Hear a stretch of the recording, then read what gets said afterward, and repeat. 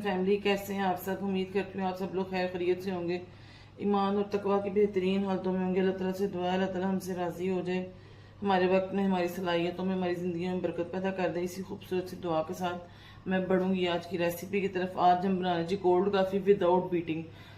कई लोग बीट करने की वजह से जो है ना कॉफ़ी नहीं पीते, तो आज हम जो रेसिपी आपको दे रहे हैं इसमें आपको बीटिंग नहीं करनी पड़ेगी, बगैर बीट किए हम ये कॉफ़ी बनाएंगे।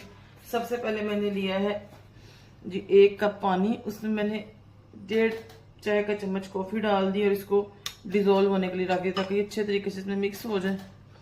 गर्म पानी में कॉफ़ी का जो टेस्ट है इन्हेंस हो जाता है। इसे अब हम साइड पे कर देंगे। इसके लिए मुझे चाहिए ब्लेंडर। इसमें मैंने गालबन 1.5 गिलास दूध लिया,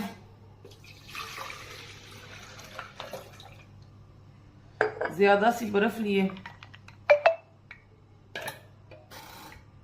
हाँ जी, एंड पॉइंट पे मैं पता लगा कि हमारा जो है ना वो जग ब्लेंडर का लीक है, तो कोई मसला नहीं, मैं इसको हैंड ब्लेंडर से लीक कर लूँगी। और अब मैं इसमें जो कॉफ़ी वाटर डाला था ना वो डाल दूँगी ऐसे। और साथ आप वनीला एक्सट्रैक्ट डालें या वनीला आइसक्रीम डालें, ये आपकी मर्ज़ी, ऑप्शनल है। मेरे पास वनीला आइसक्रीम है तो मैं वनीला आइसक्रीम डाल दूँगी। 2 स्कूप मैंने इसमें वनीला आइसक्रीम के डाल दिए और साथ ही मैं इसमें थोड़ी सी चीनी शामिल करूँगी। और इसको इतना ब्लेंड करना है कि इसकी फोमी लुक आ जाए। ब्लेंड कर करके करना है, इतना करना है कि ये फोम छोड़ दे।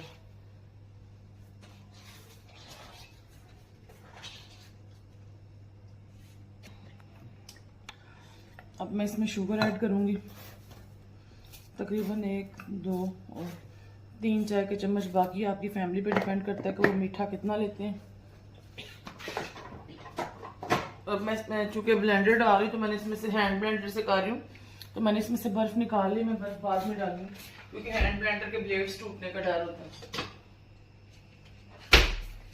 अब मैं इसको हैंड ब्लेंड करूँगी अच्छे तरीके से।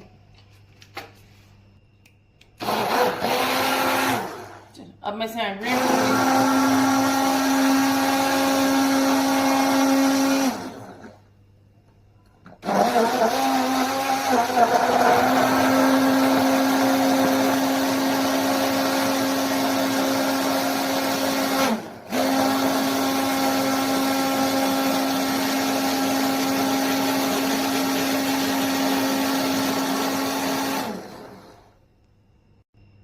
ये देखें जी, 1 मिनट मैंने ब्लेंडर रोक के आप देख सकते हैं इसके सरफेस पे झाग आना शुरू हो गई है।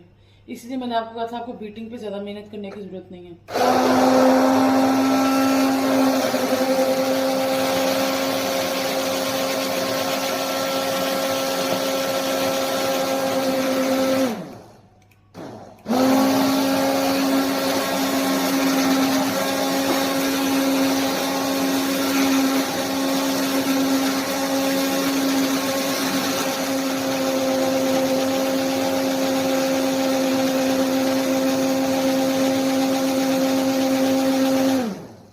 जब ये बिल्कुल डन हो गई है, इसके ऊपर झाग आ गई, सैंडविचर को मैं निकाल लूँगी इसमें से।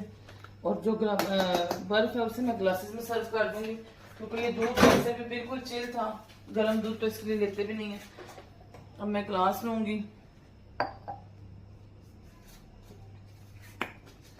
मैं ग्लास लूँगी, इसकी साइडों को ऐसे डेकोरेट करूँगी। इसी तरह दूसरा ग्लास लूँगी, इसकी साइडों को भी डेकोरेट करूँगी। चाहे तो कोई और डिज़ाइन बना लें ऐसे। अब हम इसमें बर्फ़ डालेंगे।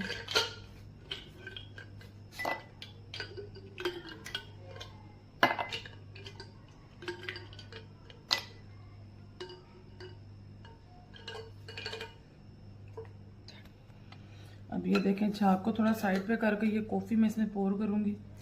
अब आपको इसका प्रोफेशनल कलर नज़र आ रहा होगा, देखिए इतनी प्यारी कॉफ़ी की खुशबू आ रही है। इस दफ़ा मैंने नेस्कैफ़े की कॉफ़ी नहीं ली, मैंने कोई और ही कॉफ़ी ली इम्तियाज़ पे पड़ी हुई। इसका रेट भी नेस्कैफ़े से कम था, इसकी खुशबू भी बड़ी अच्छी लग रही है।